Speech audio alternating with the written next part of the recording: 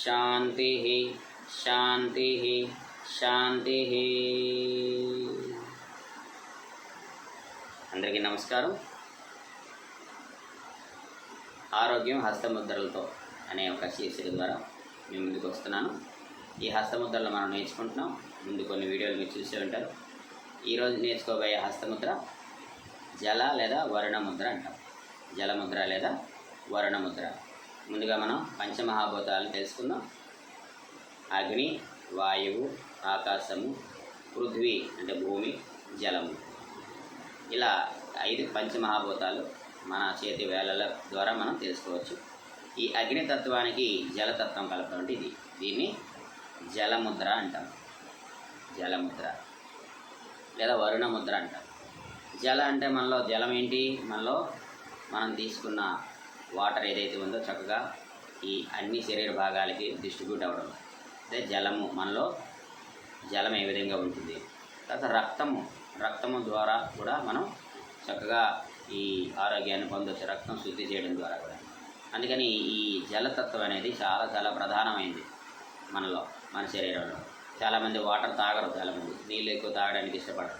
అలాంటి వాళ్ళు కూడా ఈ ముద్ర, అలాగే నీళ్ళు తాగకుండా ఈ ముద్ర చేయడం అని చెప్పడం కాదు. నీళ్ళు తాగినా సరే ఈ ముద్ర చక్కగా ప్రాక్టీస్ చేయాలి. ఎంత ప్రాక్టీస్ చేస్తే అంత బాగుంటుంది ఈ ముద్ర. దీన్ని జలముద్ర అంటాం. ఈ జలముద్ర వల్ల ఏమవుతుంది?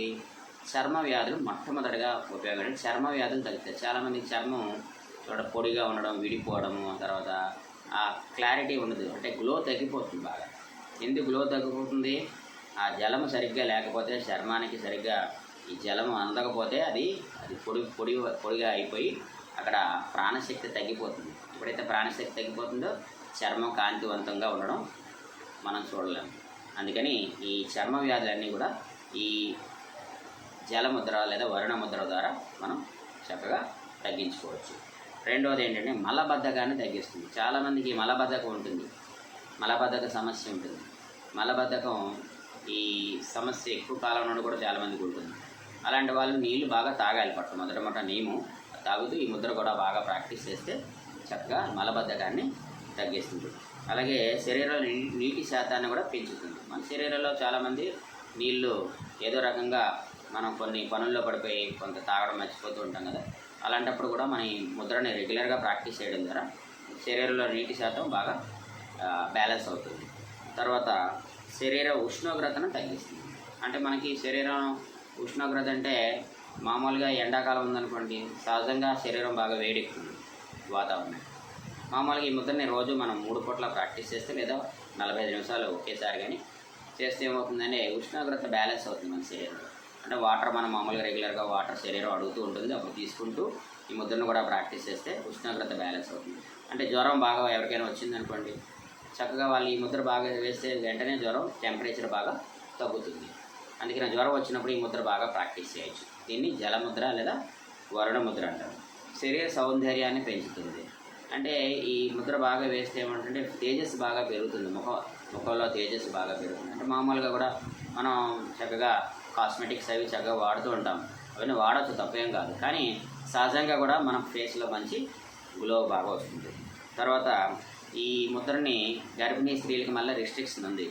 8వ నెల వరకు ఈ ముద్రని వాళ్ళు ప్రాక్టీస్ చేయకూడదు. 8వ నెల తర్వాత మీరు చేయొచ్చు గర్భిణీ స్త్రీలు. సో ఈ విధంగా మనకి జలముద్ర ద్వారా చాలా ఉపయోగాలు ఉన్నాయి. ఈ ముద్రను కూడా చక్కగా ప్రాక్టీస్ చేయండి. ఇవన్నీ కూడా మనం రెగ్యులర్గా మన అనుభవిస్తున్న సమస్యలకు సంబంధించిన ముద్రలే మనం నేర్చుకుంటున్నాయి కూడా. అందుకని ఈ ముద్రల్ని చక్కగా మీరు ఈ వీడియోస్ని మీరు చక్కగా స్టోర్ చేసుకొని చక్కగా ఎప్పుడైనా డౌట్ ఉంటే చూసి రోజు సాధన చేయండి. సాధన మీరు చేయడమే కాకుండా మీకు తెలిసిన శ్రేయోభిలాషులు ఎవరున్నా సరే ఈ ముద్రలను వాళ్ళతో కూడా ఈ వీడియో ద్వారా చేయించి ఆరోగ్యాన్ని వాళ్ళకు కూడా కలగజేయండి. Thank you very much. ఓంకారం శాంతి.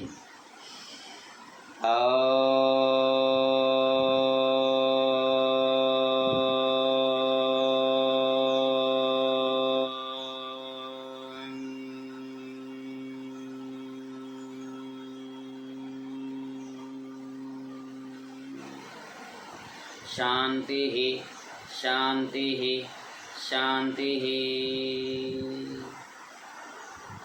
సబ్స్క్రైబ్, షేర్, లైక్ మర్చిపోకండి. Thank you.